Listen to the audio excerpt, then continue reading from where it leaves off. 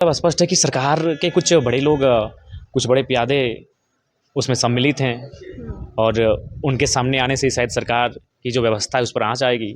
इस लिहाज से शायद सरकार उसे गोपनीय और पारदर्शिता पे नहीं लाना चाहती है। लेकिन प्रतिपक्ष हैं सदन के, और प्रतिपक्ष की तरफ से अगर कोई आवाज़ आई है तो निसंदेह सरकार को एक खूबसूरत लोकतंत्र का परिचायक तभी होता है जब उनके विषय को भी आप गंभीरतापूर्वक लेते हैं। तो सरकार को उसकी जांच पड़ताल करनी चाहिए, और अगर इस दोष में कुछ लोग जो लोग पाए जाएंगे उन पर कार्रवाई भी होनी चाहिए। सीरम टोली के मामले को लगातार हम लोग भी न्यूज़ के प्लेटफॉर्म के माध्यम से संज्ञान में लेते रहते हैं, जानकारी हम तक पहुंचती है।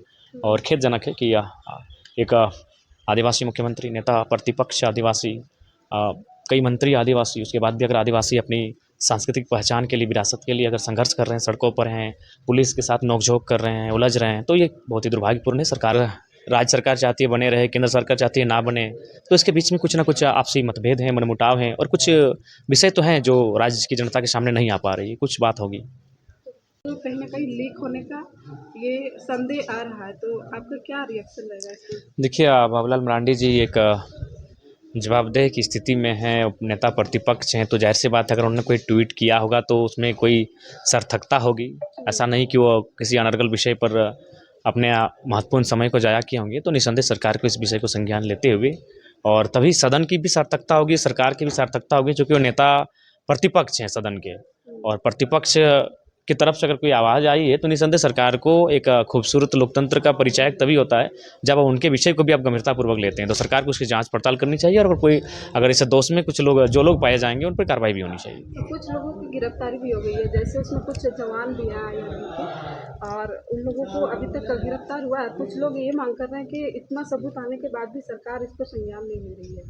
देखिए, इसका मतलब स्पष्ट है कि सरकार के कुछ बड़े लोग, कुछ बड़े प्यादे उसमें सम्मिलित हैं और उनके सामने आने से शायद सरकार की जो व्यवस्था है उस पर आँच आएगी। इस लिहाज से शायद सरकार उसे गोपनीय और पारदर्शिता पे नहीं लाना चाहती है, लेकिन जो कि उचित नहीं है। अगर खामियां हो गई हैं, गलतियां हो गई हैं, तो सरकार को स्वीकार करते हुए उन पर कार्रवाई करनी चाहिए। अगर आप अपनी गलतियों को स्वीकार करते हैं और उस पर अगर पनिशमेंट देते हैं तो आप एक आदर्श स्थापित करते हैं, आप एक मिसाल बनते हैं कि सरकार अपनी ही लोगों की गलतियों को बख्शती नहीं है, उन पर कार्रवाई करती है। तो एक आदर्श राजनीति को आप स्थापित करते हैं। आप किसके साथ हैं दादा? छात्र के साथ हैं या सरकार जो फैसला लेगी उसके साथ? नहीं, हम छात्रों की भावनाओं के साथ हैं कि उनकी भावनाओं को ठेस ना पहुँचे, उन्हें एक सम्मान मिले, और जो छात्र लगातार संघर्षशील हैं, लगातार जूझ रहे हैं, आंदोलनरत हैं, उनकी समस्याओं का निदान हो। और सीरम टोली का मामला जो आदिवासियों के हित में कहा जा रहा है, सरकार इस पर कहे कि जानबूझकर अनसुना है, तो क्या आप क्या कहना चाहेंगे? देखिए, सीरम टोली के मामले को लगातार हम लोग भी न्यूज़ के प्लेटफॉर्म के माध्यम से संज्ञान में लेते रहते हैं, जानकारी हम तक पहुंचती है। और खेदजनक है कि एक आदिवासी मुख्यमंत्री, नेता प्रतिपक्ष आदिवासी, कई मंत्री आदिवासी, उसके बाद भी अगर आदिवासी अपनी सांस्कृतिक पहचान के लिए, विरासत के लिए अगर संघर्ष कर रहे हैं, सड़कों पर हैं, पुलिस के साथ नोक-झोंक कर रहे हैं, उलझ रहे हैं, तो ये बहुत ही दुर्भाग्यपूर्ण है। सरकार को अविलंब संज्ञान लेते हुए इसका निष्पादन करना चाहिए। तो आप किनके साथ हैं सीरम टोली मामले पर? निसंदेह हम झारखंड के लोगों के साथ हैं, झारखंड के लोगों की समस्याओं के साथ हैं। आप भी चाहते हैं कि रैंप वहाँ से हटना चाहिए, उन लोगों का जो मांग है? हाँ, उसे एक नया वैकल्पिक मार्ग देना चाहिए, एक नई दिशा देनी चाहिए, ताकि उनकी जो आस्था का केंद्र है उसका बचाव हो जाए।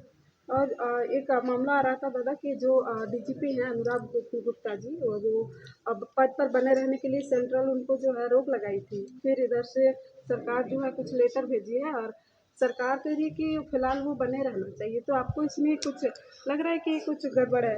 देखिए, निसंदेह अगर राज्य सरकार चाहती है बने रहे, केंद्र सरकार चाहती है ना बने, तो इसके बीच में कुछ ना कुछ आपसी मतभेद हैं, मनमुटाव हैं, और कुछ विषय तो हैं जो राज्य की जनता के सामने नहीं आ पा रही है। कुछ बात होगी।